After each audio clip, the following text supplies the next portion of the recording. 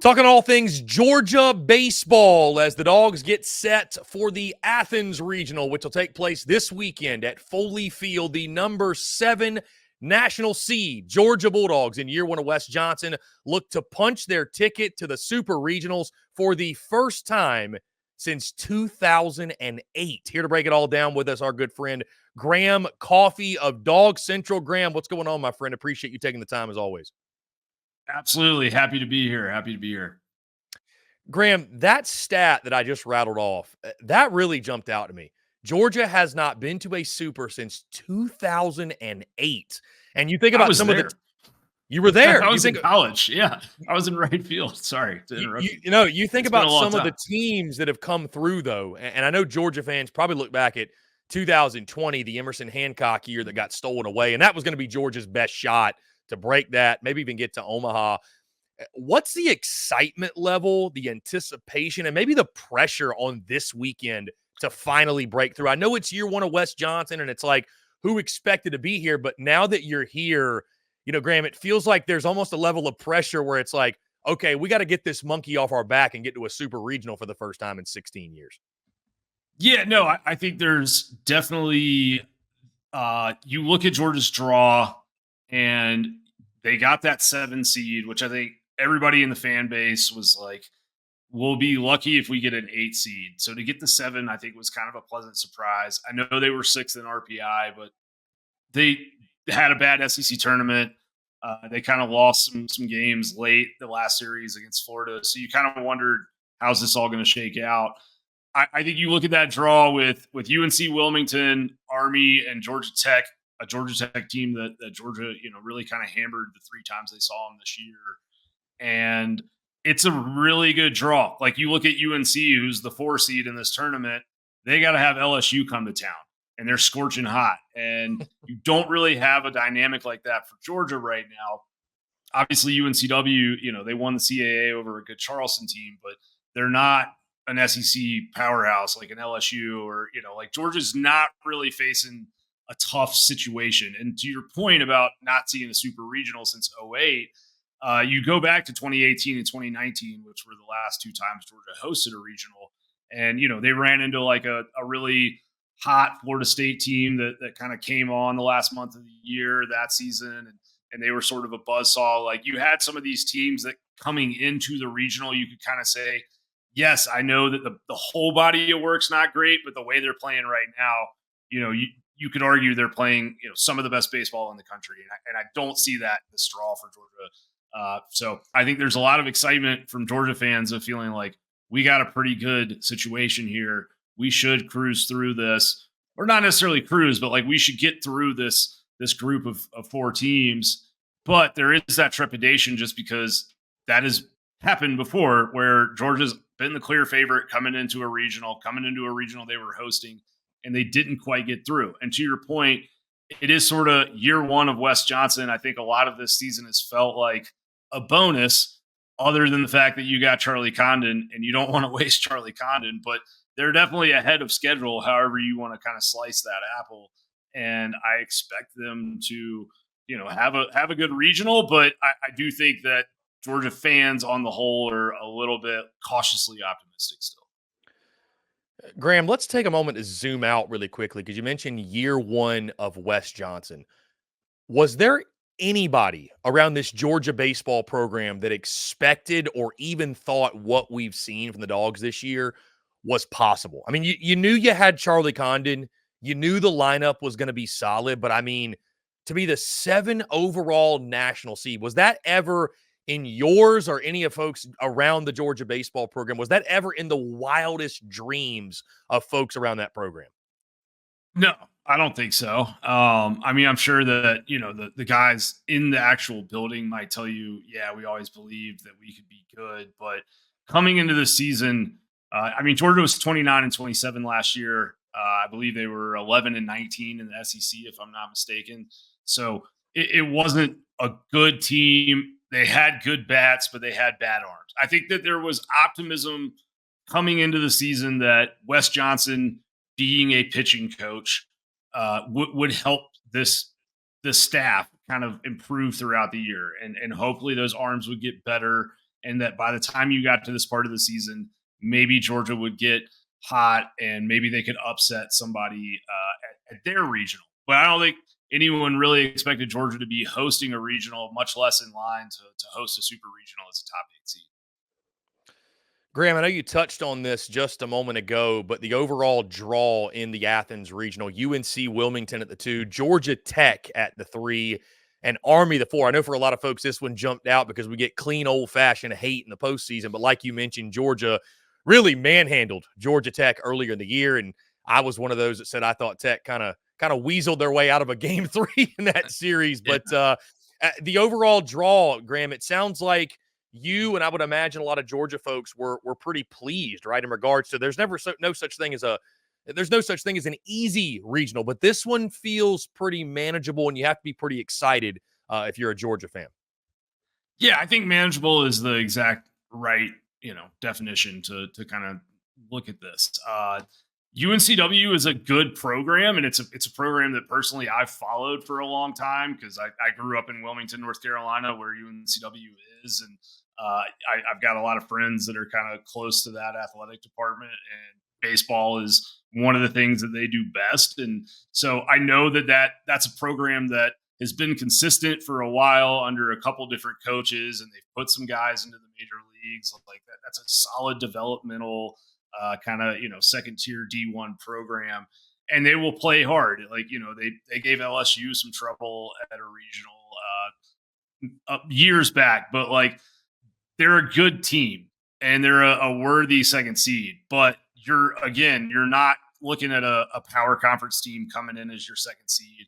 You got Georgia Tech, but that's an RPI of 49.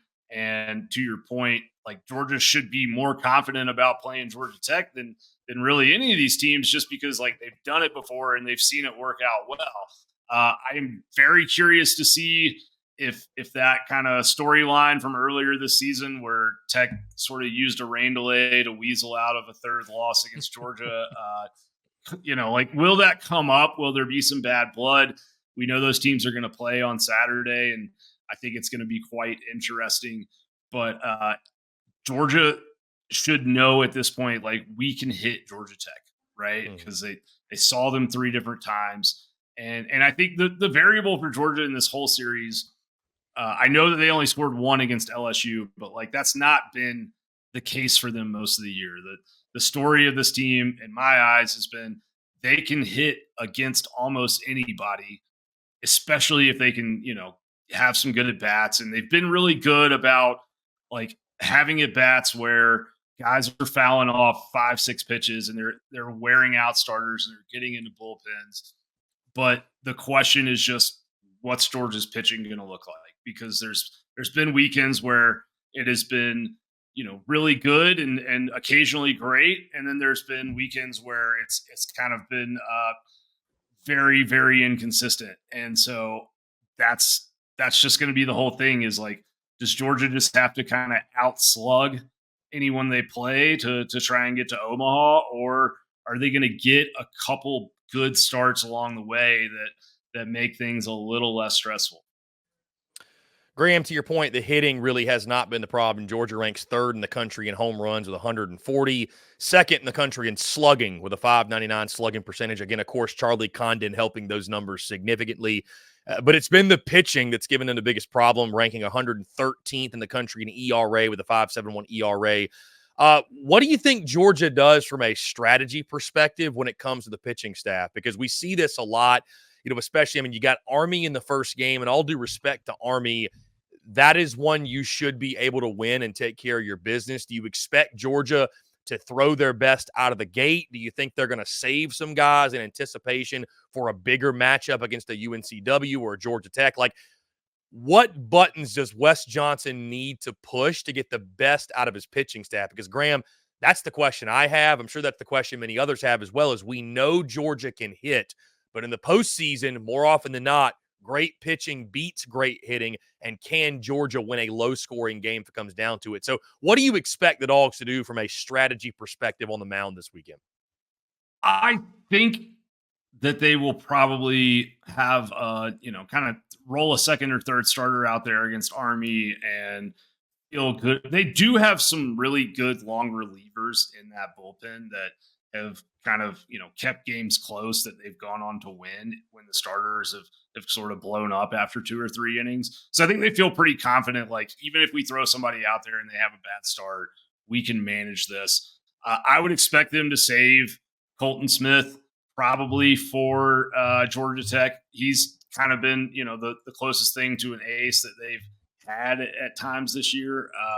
He had a couple really good starts late in the season. Like, I believe it was Kentucky. He went 7 or 8 and struck out 12 and held them to 1 or 2 runs. Like, there's been some signs along the way where it's like, okay, this guy could be your ace when it comes down to NCAA tournament time. I guess the question for me is a little bit just like, how do they, what do these kind of guys in the 7th, 8th, and 9th look like? They've used a lot of different bullpen combinations this year, and it hasn't really been the middle innings, I think, that have been problematic for Georgia. It's more been, I don't even know that I would phrase the 8th or the 9th as problematic, but it's just this time of year when the pressure is on and you're playing elimination games, it's a different level of intensity to be on the mound trying to close out a game. And they haven't really ever had that like true kind of closer presence that's fully established themselves. And they've had a lot of different guys that have done good things along the way. But Wes Johnson, being a pitching coach should come into advantage here, but he's really going to have to kind of feel out his team in the week leading up to this game and figure out what are the right levers to kind of pull.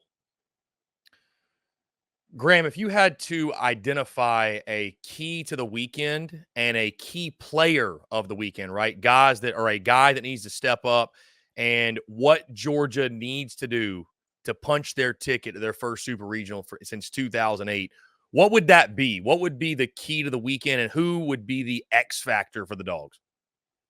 Yeah, I mean, I think that Charlie Condon is going to influence games no matter what. Like, sometimes that's going to be with the long ball. But I mean, I've seen a lot of teams, walk the bases loaded with 0 or 1 outs just to avoid pitching around him. Like, he's going to help you get runs. He's going to help you advance runners, even if he doesn't get to swing the bat in a certain at bat. I think the guy, honestly, to watch is there's a couple guys I would watch kind of under him. Like, Corey Collins is very quietly led the NCAA in on base percentage. Like, really good player, 584 OBP, 360 average. Normally is lining up at first base, and he's got 18 home runs of his own, which is not shabby at all. I think that, and he actually has more walks than Charlie Condon, which is a little bit crazy to think about. So I think watching him, can he and Condon sort of combine in a sense and kind of string some good plate appearances together and advance runners. And then the other guy I would watch is Trey Phillips. He's young guy, sort of an up and coming player. Atlanta kid, was a good recruiting win for Wes Johnson to get him as a true freshman. And I think if you look at Phelps, there's kind of been times this year where it's like whenever he has a good game, it seems like Georgia seems to win. He's just got some pop in his bat. He's really athletic, and he can be dangerous on the base paths. And when he gets going, it seems to sort of overwhelm the equation for most opposing pitching staffs. Graham, this weekend at Foley Field, Foley Field's not necessarily revered as one of the most intimidating atmospheres in the SEC per se, but what are you expecting from an atmosphere standpoint? And what do you think punching a ticket to the Supers would mean, not just to this program, but this fan base? Because I feel like folks look at Georgia, hey, it's a football school, and we understand that. But I think Georgia's baseball fan base, and again, you can tell me more so, Graham, I feel like it's a fan base that wants to love baseball. I know the state of Georgia loves baseball. I mean, look at the Atlanta Braves, right? So what does this weekend mean for the fan base? What does this weekend mean for Georgia fans? And what do you expect that atmosphere to be like all weekend? Yeah, I think that Georgia has a collection of like really diehard baseball fans, and I know a couple people personally who they're at weeknight games until 9:30 at night with their kids on a school night and stuff. Like there are a lot of people that care about this team.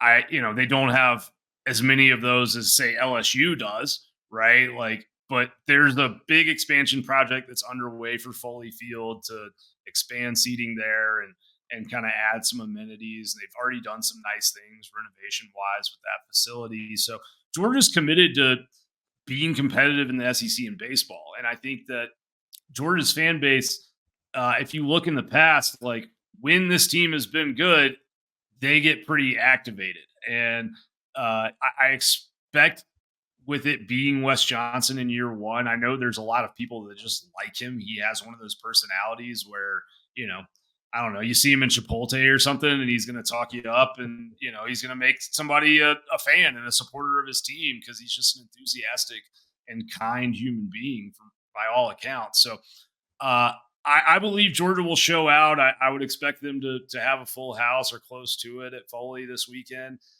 I think that stadium can get a little more raucous than people maybe realize. I mentioned, when we were coming in, like I was there in 2008 when they hosted NC State for the Super Regional, and they had, the right field. There's a couple of houses out in right field, and I was actually out there that weekend because I had a buddy that was living in one at the time. But that place will get full, and you'll have some characters with megaphones, and it can, people will hang up some signs. And I remember some Chuck Amato insults back in the day.